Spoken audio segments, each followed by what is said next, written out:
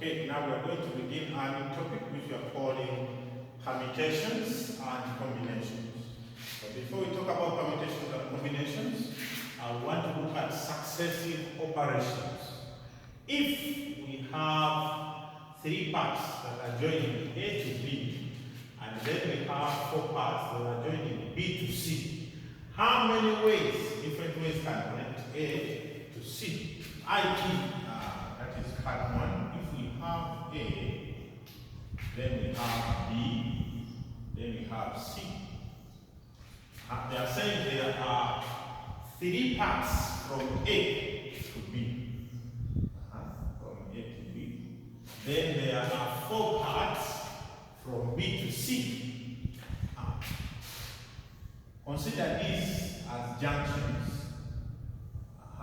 So the question is, how many parts are there from A to C? Or how many ways are there from A to C?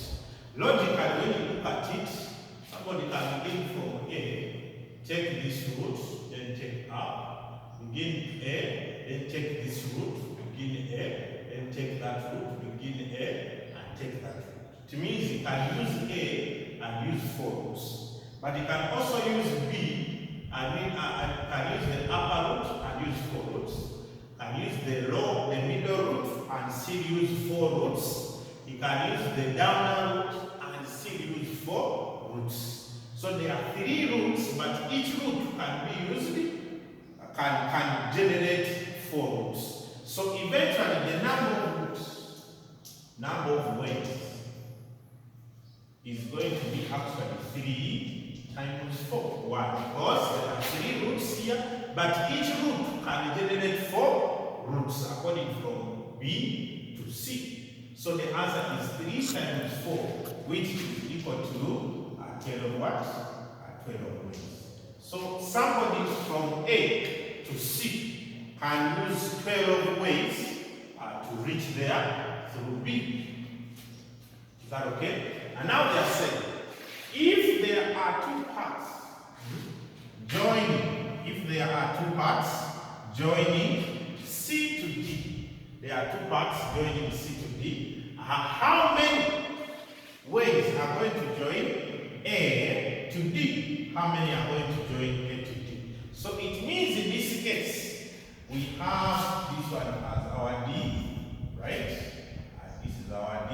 But there are two routes joining C to D, So the question is, how many ways from A to D? Remember, we have already said there are 12 ways from A to C, right?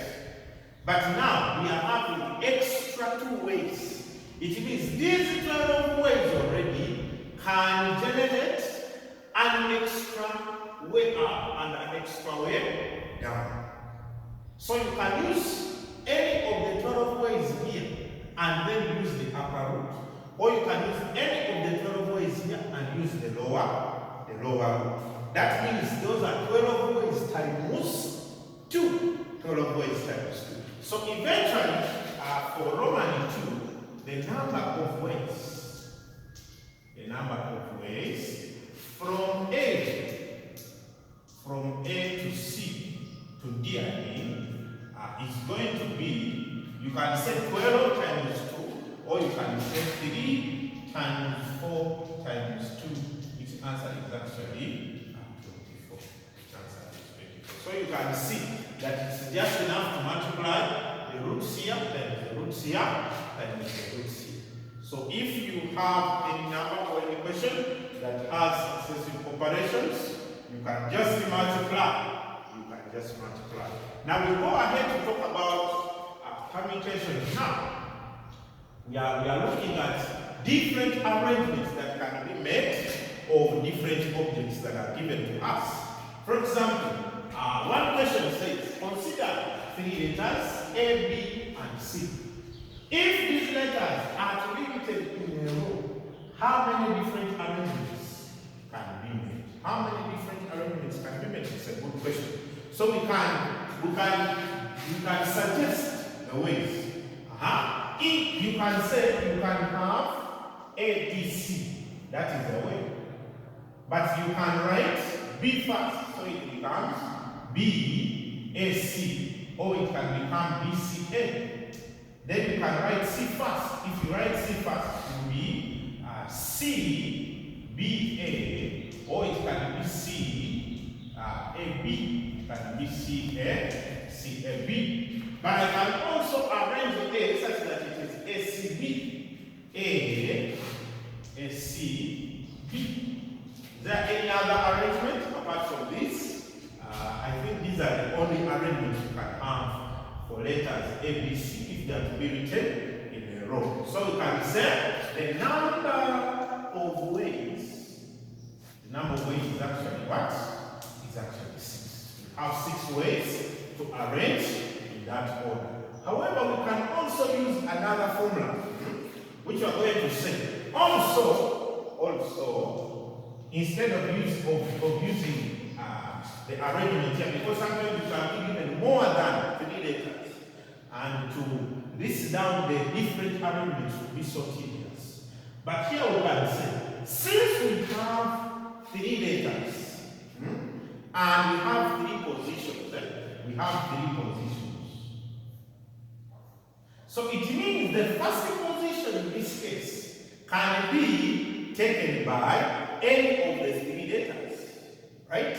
Any of the 3 letters can take the first position. What about the second position? If the first position has been taken, it means we have now 2 more letters to arrange.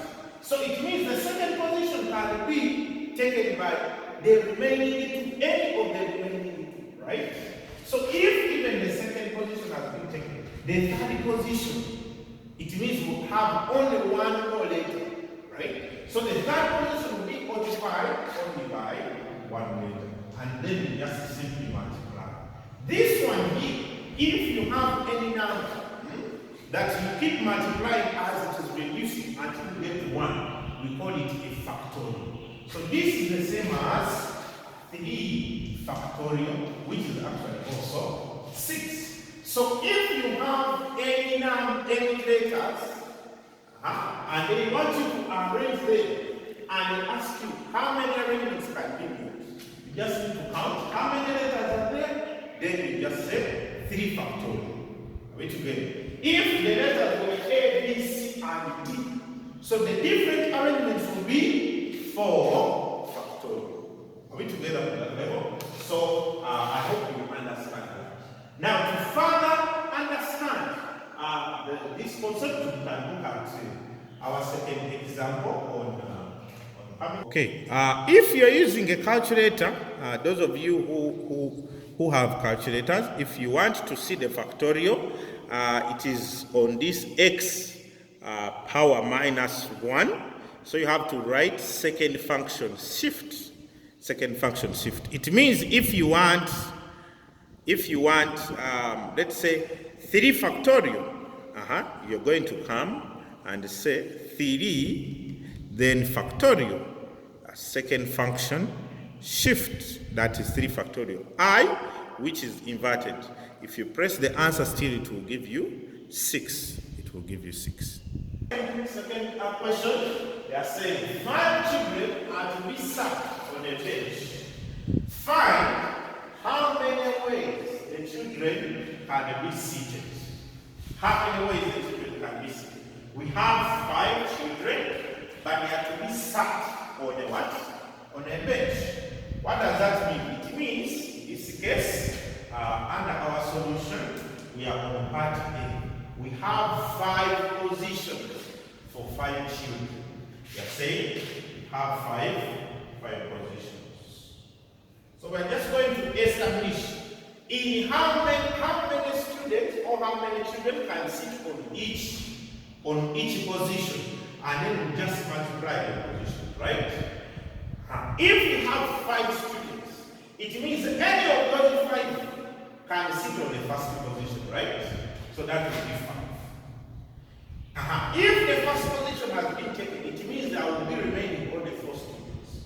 Any of those 4 students can occupy the second position, so that will be 4. If the second is occupied, the third position can be children, so that is 3. If the third has been taken, it means we have 2 more positions, and 2 children can sit in any of them.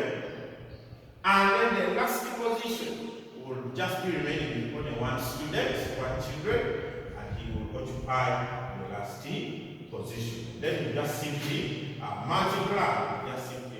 And this one we have said, if you have any number and keep multiplying, it's reducing numbers until you get 1. This one becomes the factorial, so it becomes the factorial of the biggest number, 5 factorial. And if we use our calculator like I have shown you, the answer is this is 20, 60, then 120.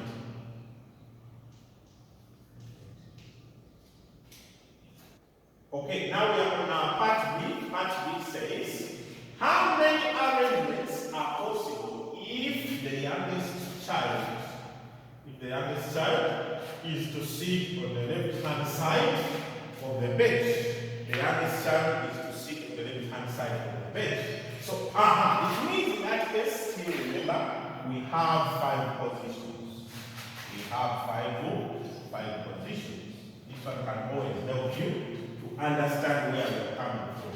Now, these 5 positions, we have the left and the right. This is the left-hand side. They have said the youngest child must sit on the left-hand side. It means the left-hand side here, you can only sit only 1 child, the youngest. The rest are not authorized to sit on the left-hand side. So if you have isolated the youngest, the rest can be seated anywhere. Are we together?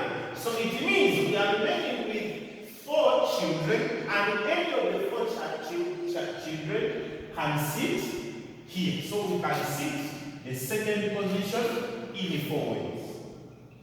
Right? If the second position is taken, the third position, we can sit the children in how many ways? In 3 ways, because there are 3 children, so any can have a chance to sit there. If the third has been taken, the second position can be occupied in 2 ways, because there will be 2 more children remaining. And then if even the 4th position has been taken, it means we have only 1 child to sit on the last position. Is that okay? So eventually we are going to find that we just have to multiply, and this is actually 1 factorial times 4 factorial. 1 factorial. Of course, 1 factorial is the same as 1 because this position has been fixed. The position has been fixed. The remaining haven't been fixed. So if the first position has been taken, the remaining position can be sat in 4 factorial ways. So if I multiply, this is 6 times 4, which is actually 24. So the answer is 24 ways. So if you have restricted the first position on the left-hand side, it means the number of possible ways of sitting these children will have reduced from 120 to actually 24 ways. Now let us go to part C. Part C of the question says, if the oldest and the youngest are to sit next to each other, how many ways are we going to come up with? If the youngest and the oldest of these children are going to sit together, right? So, so that's now part C. In part C, we need the youngest and the oldest to be seated next to each other. So we are going to call them a group, right? So it means we are going to have 5 positions again. Now in these 5 positions, we are going to first isolate the youngest. The youngest and the oldest are supposed to sit together. So if we put them in a group and make them 1 person, that way they will be 1 person, right? So the positions now will be 4. So in this case, let me say, this is the youngest, this is the oldest. They are supposed to stay together. So if they are to stay together, we can say, let us assume they have taken one position. So the total number of positions that there is are going to be 4. Or we are going to say, now we are going to arrange 4 children. Why? Because the first and the last children, we are considering them as one. Why? Because we need them to sit together. It means that now we have 4 positions. Are we together? We have 4 positions to be occupied. Either the young and the old can sit together here, or instead of sitting together here, they can sit together here. The young and the old, wherever they sit, they must be together. So if we group them, we are going to say that now we have 4 positions. We have four positions. There were 5, but now 2 of the positions we have combined them for the youngest and the oldest. So it means we are going to arrange these ones in 4 factorial ways. It means we can arrange this is 4, we can use 4, then here 3, then here 2, then here 1. So it means if there are 4 positions, there are 4 factorial ways of arranging these children. But remember, we are assuming that the 2 have been sat together. So if the youngest and the oldest are sitting together, making a group, they can also be arranged in 2 factorial ways. Why? Because there is the young and the old like this, but there is also a possibility of the young and the old be seated like this. They have not said that the youngest will be on the right or on the left. So they can swap. So even then, their arrangements can be done in 2 factorial ways. So it means on top of us having 4 factorial ways, right, we are going to also multiply the fact that the youngest and the old can also be arranged in 2 factorial ways. So these are the number of positions of ways. That is 4 factorial, which is actually saying is 24 ways. But we are also saying that the children, the youngest and oldest can be sat in also 2 factorial ways, because one can come first, then the other one, then or vice versa. So in 2 factorial ways, which is actually 2 times 1, which is 2. So the total number of ways, if the youngest and the oldest are sitting together in the arrangement, is just going to be a multiplication. So the number of ways for part C is going to be equal to our 2 times 24, which is actually 48 ways. So the moment they have fixed, or they have said these 2 are supposed to be together, then it means you are going to reduce the number of positions from 5 to 4. Why? Because the 5th and the 1st have taken 1 position. But see, that position which they have taken can be arranged in 2 factorial ways. So the answer becomes 4 factorial times 2 factorial, which is actually 48. Okay, we have another example. 3 different mathematical books and 5 different books are to be arranged on a bookshelf. Find, number 1, part A, the number of possible arrangements of the books. So we have our shelf. Which is our solution. Part A. So our shelf is going to accommodate a total of 8 books, because there are 3 mathematical and 5 different books. So those are 1, 2, 3, 4, 5, 6, 7, 8. there are 8 positions on the shelf that are going to be occupied by books. So how many possible arrangements of these books can be? Of course, now there are no restrictions. We can arrange them in any way that we want. We can arrange them in any way that we want. We can first say that the mathematics books come first, and then the others can come later. But we can also arrange them in a disorganized manner. So eventually, we are going to say that the first position can be occupied by any of the books. That is 5 plus 3, which is 8. The second position will be occupied by any of the 7 remaining books. The third by any of the 6 remaining. And the fourth by any of the 5th of the 5 books remaining. The 5th position by any of the 4. Then by any of the 3. By any of the. Then the last position will be taken by only one book, which is 8 factorial. And if you use our calculator like we showed you, the answer is 4, 0, 3, 2, 0 ways. These are the possible arrangements. Or you can call the question and say arrangement, so we can say arrangement. So if you have 8 books, assume they are different and just arrange them in any way. You will have to arrange them in 8 factorial ways. In 8 factorial ways. Part B. What does part B say? We have,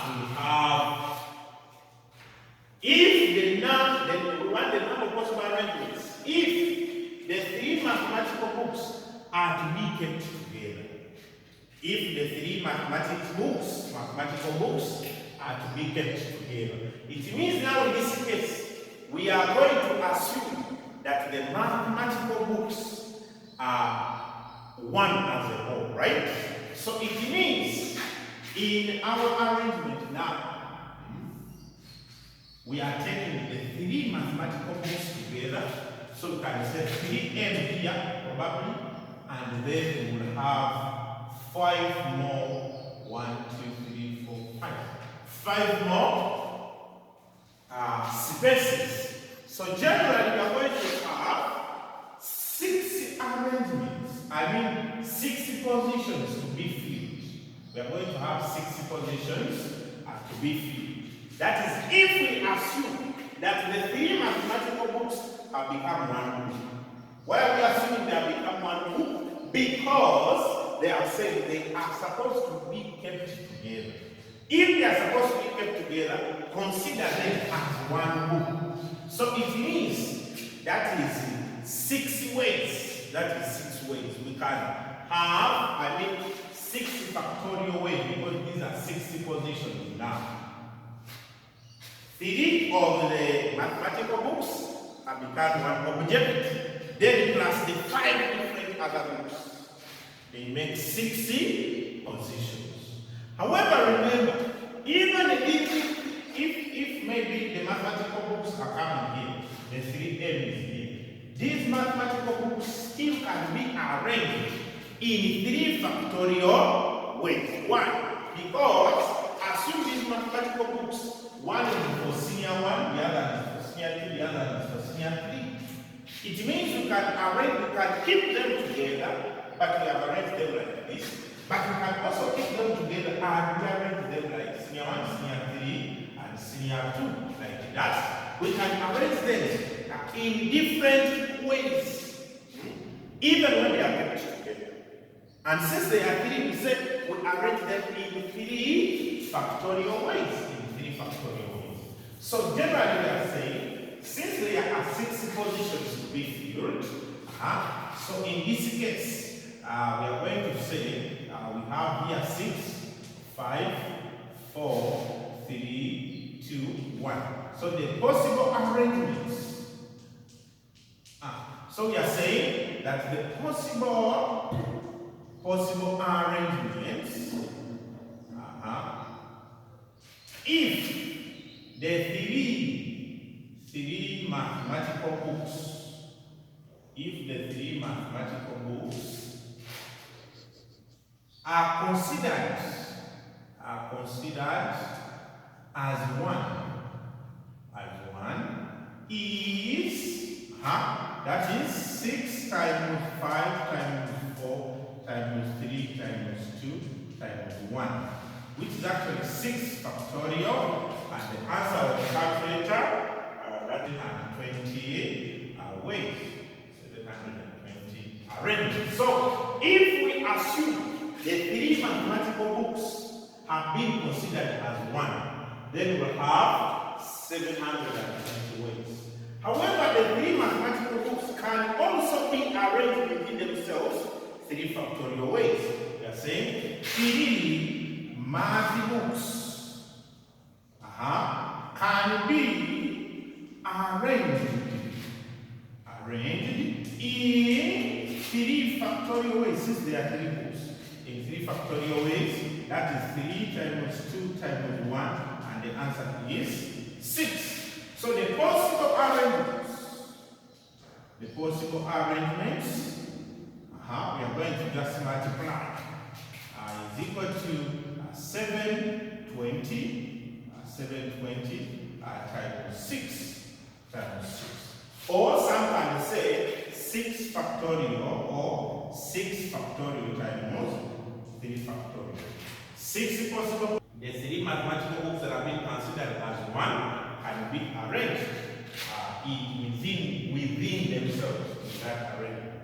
So 720 times 6, the answer is 4320 ways.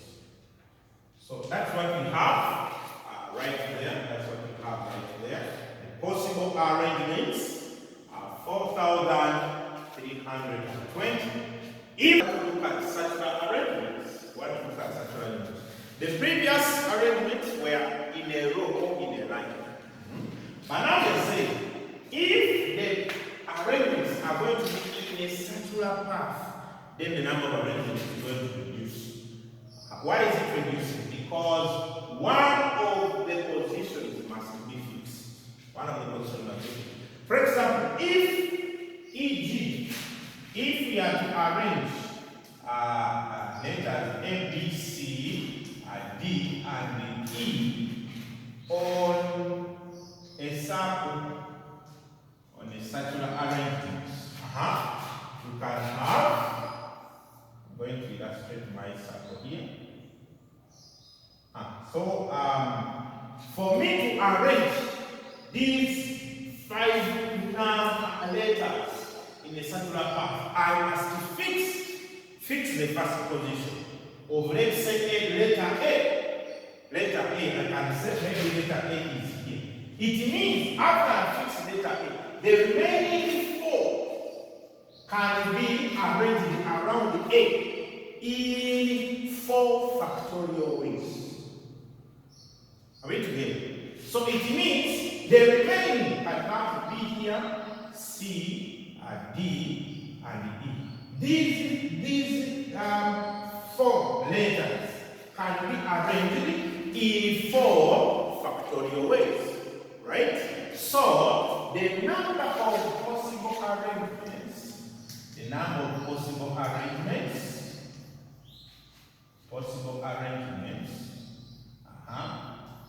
is actually 4 factorial ways, because I have fixed A. If I fix A here, the remaining 4 letters can be fixed in 4 factorial ways, right? And the answer here is going to be 4 times 3 times 2 times 1, and the answer is actually what? 24. So we are going to say in a circular arrangements,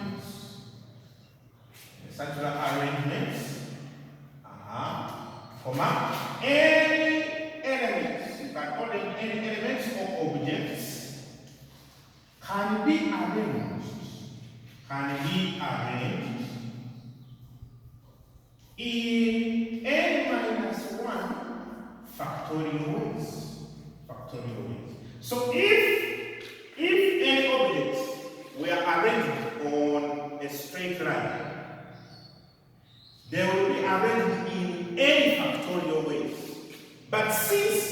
to be arranged on a circular plane or a circular path.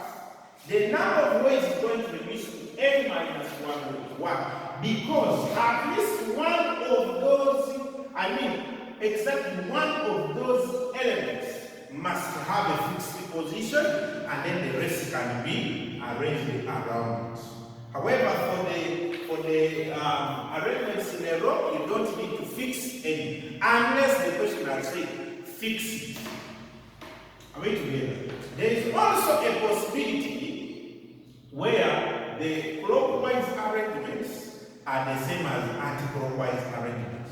If the clockwise arrangements are the same as anti-clockwise arrangements, then the number of arrangements will become a half. Why? Because, for example, this arrangement would look like this. Would look like this, where I still have A, and then this is B, this is E, then this is C, this is D. This arrangement would look like this if the clockwise and the anti-clockwise arrangements are considered to be the same. Right? Then it means the number of possible ways we have reduced them by a half, because every two arrangements look alike. And this is common especially in beads. If you have beads arranged in a circular way, even if you turn the bead on the upside down, still the arrangement will be the same, right? So we can put another note there and say, note, if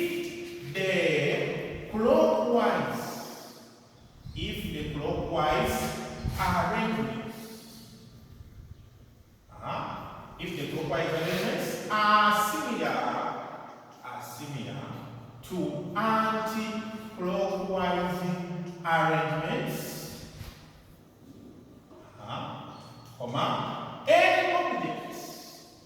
any objects can be arranged in n minus 1 factorial out of 2 ways. So the number of ways of arrangements reduced by a half.